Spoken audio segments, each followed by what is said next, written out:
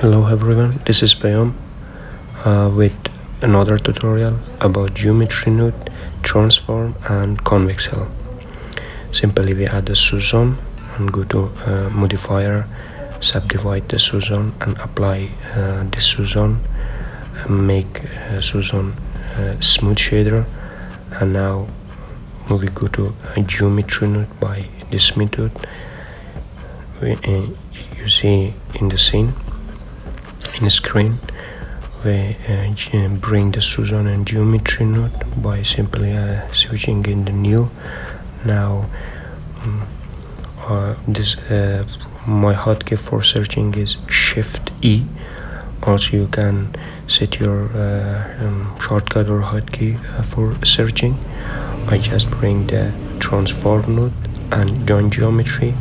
Transform node have a power to transform our sous-zone in any direction or position, and also we can simply bring another sous-zone by adding another transform node and using join geometry to have each of them. I speed up this process for have a more time.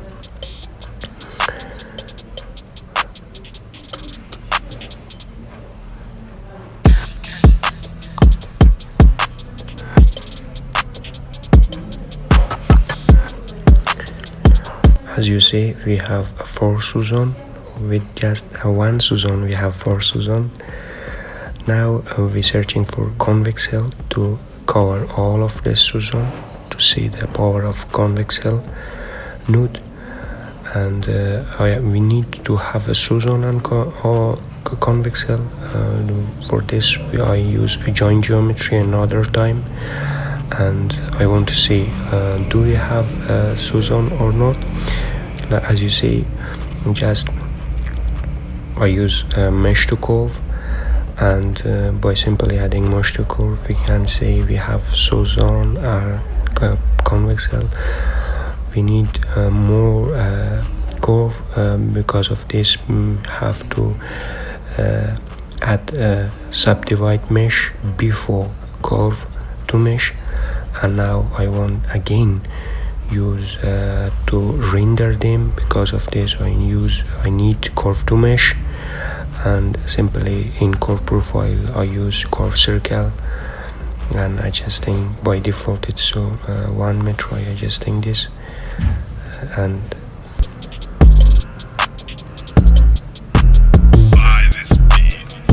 if you want to have individually material for each of them, you can just search for set material and setting for each of them individually material.